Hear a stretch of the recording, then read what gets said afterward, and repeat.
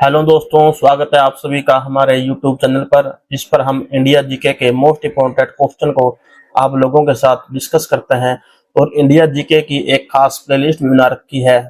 इस प्लेलिस्ट में एक न्यू वीडियो मिलती है जिसे आप एक बार जरूर चेक कर सकते हैं। जिन भी कैंडिडेट ने अभी तक लास्ट वीडियो को नहीं देखा, उनसे रिक्वेस्ट है कि पहले वो पीछे की सभी वीडियो को जरूर देखें, ताकि आपकी तैयारी पूरी तरह से सीरीज वाइज चलती रहे। तो चलिए दोस्तों, बिना किसी देरी के आज का वीडियो शुरू करते हैं। प्रश्न नंबर 31, भारत खंड भारत का क्या है? ऑप्शन नंबर ए दूसरा नाम, ऑप्शन नंबर बी राष्ट्र, ऑप्शन नंबर सी सभ्यता, ऑप्शन नंबर डी इनमें से कोई नहीं। तो दोस्तों इसका राइट आंसर है ऑप्शन नंबर ए दूसरा नाम।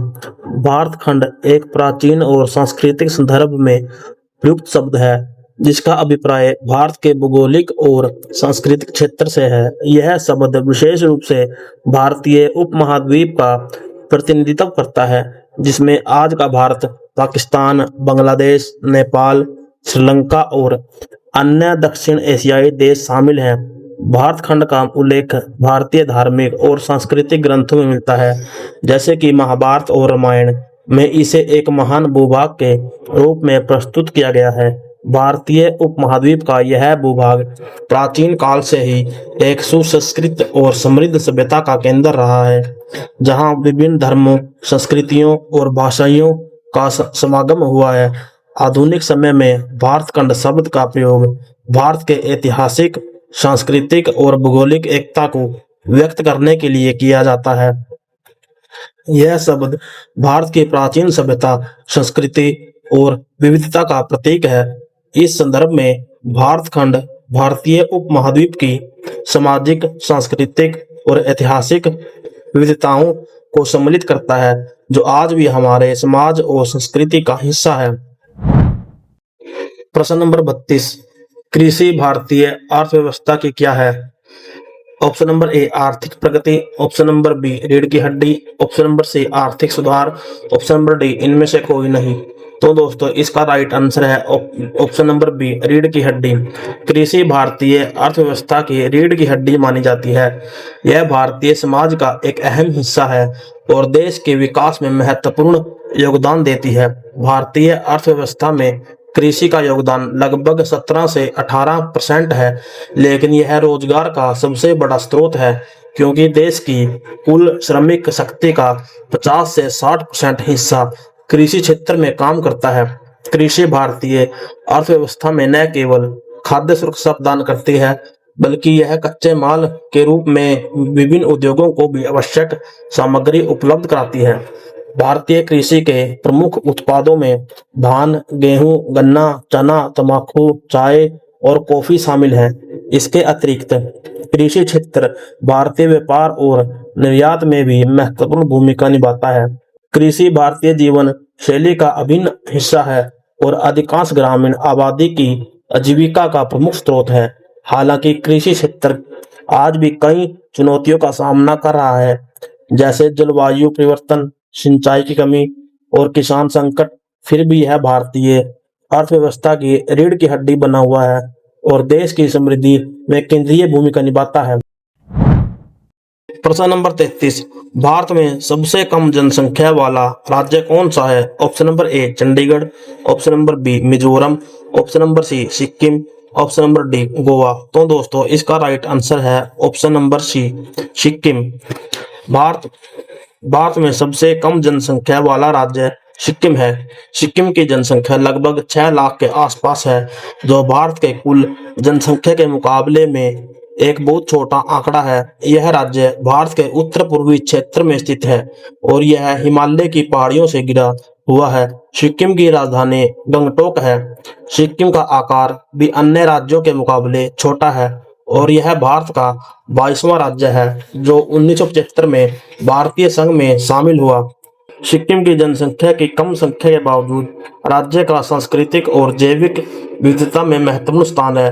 यहाँ के लोग मुख्य रूप से नेपाली, भूटिया और लेप्चा समुदायों से संबंधित हैं। सिक्किम की प्रमुख अर्थव्यवस्था कृषि, पर्यटन और जल विद्युत परियोजनाओं पर भी आधारित है। राज्य में हिमालयी पर्वत श्रृंखलाओं और संगठित वनस्पतियों की उपस्थिति इसे पर्यटन के लिहाज से भी एक आकर्षण स्थान बनाती है। इसके अलावा सिक्किम को भारत के सबसे पर्यावरणीय रूप से संवेदनशील राज्यों में गिना जाता है, जहां प्रकृति संरक्षण और पारिस्थितिक की प्रमुखता है। प्रश्न नंबर 34 प्रथम भारतीय रंगीन फिल्म है। Option number A Raja Harishchandra, option number B Krishna Kumari, option number C Sita Vivah, option number D Sati Sulochana. तो दोस्तों इसका राइट आंसर है option number B Krishna Kumari. Bharat की प्रथम रंगीन फिल्म कृष्ण कुमारी थी, जो कि 1937 में निर्मित हुई थी। इसे डॉक्टर राघवेंद्र राव द्वारा निर्देशित किया गया और यह फिल्म टेक्निकल कलर तकनीक का उपयोग करने वाली पहली भारतीय फिल्म थी। हालांकि यह बहुत छोटी फिल्म थी, लेकिन यह भारतीय सिनेमा के लिए एक महत्वपूर्ण मील का पत्थर साबित हुई। इससे पहले भारतीय फिल्म उद्योग मुख्य रूप से मौन यानी कि साइलेंट और ब्लैक एंड व्हाइट फिल्में ही बना रहा था। कृष्ण कुमारी ने भारतीय सिनेमा में रंगीन तकनीक का उपयोग करके इस क्षेत्र में क्रांति ला दी। हालांकि इसे पूरे भारत में व्यापक सफलता नहीं मिली, लेकिन इसने भारतीय फिल्म उद्योग में रंगीन फिल्म निर्माण के लिए मार्ग प्रशस्त किया। भारत की पहली सफल और व्यावसायिक रूप से प्रसिद्ध फिल्म आनंदमठ, जो कि 1952 में रिलीज हुई थी, जिसका एक सामाजिक और राजनीतिक संदेश देती थी। इसके बाद भारतीय सिनेमा में रंगीन फिल्मों का चलन बढ़ा और भारतीय सिनेमा ने कई दशकों में तकनीकी और कलात्मक उन्नति की। प्रश्न नंबर 35 लाइफ टाइम अचीवमेंट के ऑस्कर पुरस्कार विजेता कौन है। Option number A Satyajit Rao, option number B Bhanu Athaiya, option number C Rabindranath Tagore, option number D Kiran Bedi. तो दोस्तों इसका राइट आंसर है option number A Satyajit Ray. Satyajit Ray को लाइफ टाइम अचीवमेंट के ऑस्कर पुरस्कार ऑस्कर ऑफ मेरिट से सम्मानित किया गया था। उन्हें यह पुरस्कार 1992 में मिला, जो भारतीय सिनेमा के लिए एक ऐतिहासिक पल था। सत्यजीत राय भारतीय सिनेमा के महानतम फिल्मकारों में से एक माने जाते हैं। उनकी फिल्में न केवल भारत में बल्कि पूरे विश्व में सराही गई और उन्होंने भारतीय सिनेमा को अंतर्राष्ट्रीय स्तर पर एक पहचान दिलाई। सत्यजीत राय ने पांथेर पंचाली, जो कि 1955 में रिलीज हुई थी, जैसी कलजयी फिल्में बनाई, जिसने भारतीय सिनेमा को नई दिशा दी। उनकी फिल्में सामाजिक मुद्दों, मानवीय संवेदनाओं और कलात्मक दृष्टिकोण से भरी हुई थी।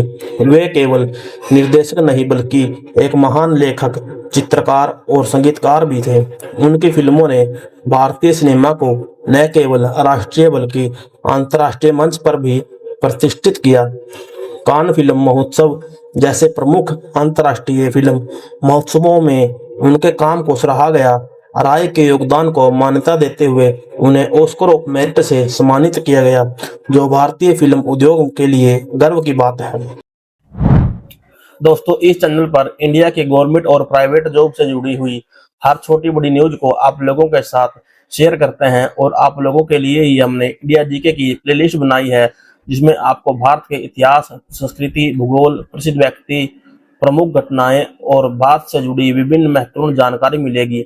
इस प्लेलिस्ट में हम भारतीय सामान्य ज्ञान से महत्वपूर्ण प्रश्नों को संक्षिप्त रूप में पढ़ रहे हैं, जो एसएससी, रेलवे या कोई भी स्टेट के कॉम्पिटिटिव एग्जाम के लिए बहुत उपयोगी साबित होंगे। यह वीडियो सीरीज सभी कैंडिडेट जो कि कॉम्पिटिटिव परीक्षा की तैयारी कर रहे हैं, उन सभी कैंडिडेट के लिए बहुत उपयोगी है। यहाँ आपको भारत के प्रमुख स्थल, ऐतिहासिक घटनाएं और अन्य जानकारी मिलेगी। हमारी कोशिश है कि भारत के सामान्य ज्ञान से जुड़ी जानकारी को बहुत आसान तरीके से आप लोगों तक पहुंचाया जाए, ताकि किसी भी कैंडिडेट को अपने एग्जाम को क्रैक करने के लिए जिस नॉलेज की जरूरत होती है वो उसको मिल सके। तो दोस्तों आगे बढ़ने से पहले मैं आपसे रिक्वेस्ट करना चाहूंगा कि अगर वीडियो आपको अच्छी लगे तो वीडियो को लाइक और शेयर जरूर करें, और ऐसे ही वीडियो को आगे देखने के लिए हमारे चैनल को सब्सक्राइब करना ना भूलें। तो चलिए दोस्तों, हमारी इंडिया जीके की प्लेलिस्ट के इस पार्ट को आगे कंटिन्यू करते हैं। प्रश्न नंबर 36 भारत के प्रथम वायसराय कौन थे। Option number A sir John Shore, option number B lord Canning, option number C lord William Bentinck, option number D lord Cornwallis. तो दोस्तों इसका राइट आंसर है option number B lord Canning. Bharat के प्रथम वायसराय लॉर्ड कैनिंग थे। उनका नाम Charles John cunning था और वे 1856 से 1862 तक भारत के वायसराय के रूप में कार्यरत रहे। उनका कार्यकाल भारतीय इतिहास में एक महत्वपूर्ण मोड़ था, क्योंकि उन्होंने भारतीय प्रशासन और ब्रिटिश साम्राज्य को शिथिलता प्रदान करने के लिए कई प्रमुख कदम उठाए। लॉर्ड कैनिंग के दौरान 1857 का भारतीय विद्रोह हुआ, जिसे पहली बार स्वतंत्रता संग्राम भी कहा जाता है। इस विद्रोह के दौरान उन्होंने भारतीय सैनिकों और नागरिकों के खिलाफ कड़ी कार्रवाई की और विद्रोह को दबाने के लिए कड़े उपाय किए। लॉर्ड कैनिंग ने भारत में प्रशासनिक सुधारों के साथ साथ रेलवे नेटवर्क का विस्तार भी किया, जिससे भारतीय परिवहन प्रणाली में सुधार हुआ और उनके कार्यकाल में इंक्वायरी और लॉजिस्टिक्स सिस्टम में बदलाव हुए, जो ब्रिटिश साम्राज्य को मजबूत करने के लिए थे। लॉर्ड कैनिंग ने भारत में संवैधानिक सुधारों और सामाजिक आर्थिक नीतियों को भी लागू किया, जो उनके शासन का अहम हिस्सा था। उनके योगदान से भारत में ब्रिटिश शासन को लंबी अवधि तक कायम रखने में मदद मिली। प्रश्न नंबर 37, भारत की केंद्र सरकार की प्रथम महिला मंत्री कौन है? Option number A Shrimati Shanno Devi, option number B S Rama Devi, option number C Rajkumari Amrit Kaur, option number D Priya Himorani. तो दोस्तों इसका राइट आंसर है option number C Rajkumari Amrit Kaur. Bharat की केंद्र सरकार की प्रथम महिला मंत्री राजकुमारी अमृत कौर थी। उन्हें 1947 में भारतीय स्वतंत्रता प्राप्ति के बाद स्वास्थ्य मंत्री के रूप में भारतीय संविधान सभा में नियुक्त किया गया। वे स्वतंत्रता संग्राम के एक सक्रिय कार्यकर्ता और महात्मा गांधी की करीबी सहयोगी थी। राजकुमारी अमृत कौर का जन्म 1932 में हुआ था और वे एक रजवाड़े की बेटी थी। उन्होंने भारतीय समाज में महिलाओं के अधिकारों और स्वास्थ्य सुविधाओं को लेकर कई महत्वपूर्ण कदम उठाए। उनके कार्यकाल में उन्होंने राष्ट्रीय स्वास्थ्य सेवा को सुदृढ़ करने के लिए और सार्वजनिक व स्वास्थ्य के क्षेत्र में सुधार के लिए कई योजनाएं बनाई। उनके प्रयासों से भारत में टीबी नियंत्रण, रोग निवारण और स्वास्थ्य शिक्षा के कार्यक्रमों में वृद्धि हुई। राजकुमारी अमृत कौर ने महिला सशक्तिकरण के लिए भी महत्वपूर्ण कार्य किए और उन्हें एक समर्पित सामाजिक कार्यकर्ता के रूप में याद किया जाता है। वे विश्व स्वास्थ्य संगठन WHO की पहली महिला सदस्य भी बनी। उनके योगदान से भारतीय राजनीति और समाज में महिला नेतृत्व की भूमिका को मजबूत किया गया। प्रश्न नंबर 38, भारत की प्रथम महिला मुख्यमंत्री कौन है? Option number A Indira Gandhi, option number B Amrita Pritam, option number C Sarojini Naidu, option number D Shrimati Suchetna Kripalani. तो दोस्तों इसका राइट आंसर है option number D Shrimati Sucheta Kripalani. Sucheta Kripalani Bharat की प्रथम महिला मुख्यमंत्री थी। उन्होंने उत्तर प्रदेश राज्य के मुख्यमंत्री के रूप में 1963 से 1967 तक कार्य किया। उनका जन्म 1908 में हुआ था। वे भारतीय स्वतंत्रता संग्राम की एक प्रमुख हस्ती थी। सुचेता कृपलानी ने भारतीय स्वतंत्रता संग्राम में भाग लिया और महात्मा गांधी के नेतृत्व में कई आंदोलनों में सक्रिय रूप से भाग लिया। वे महिला अधिकारों और सामाजिक न्याय के लिए प्रतिबद्ध थी। स्वतंत्रता संग्राम के बाद सुचेता कृपलानी ने राजनीति में कदम रखा और भारतीय राष्ट्रीय कांग्रेस से जुड़ी। सुचेता कृपलानी का कार्यकाल एक चुनौतीपूर्ण समय में था, जब उत्तर प्रदेश में सामाजिक और राजनीतिक परिवर्तन की आवश्यकता थी। मुख्यमंत्री के रूप में उनके कार्यकाल में उन्होंने राज्य के सामाजिक सुधार और शिक्षा के क्षेत्र में कई सुधार किए।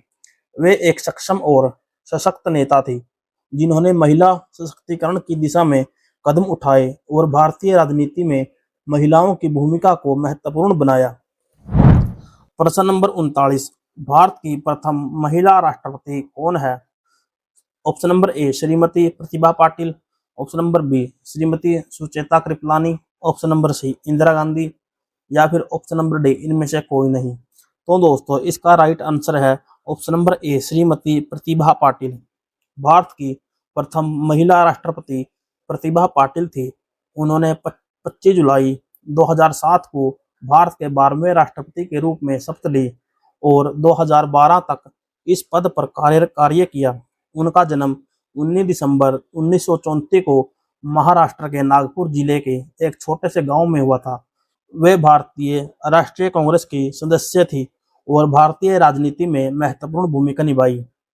प्रतिभा पाटिल के राष्ट्रपति बनने से पहले वे राज्यपाल के रूप में राजस्थान में सेवा दे चुकी थी।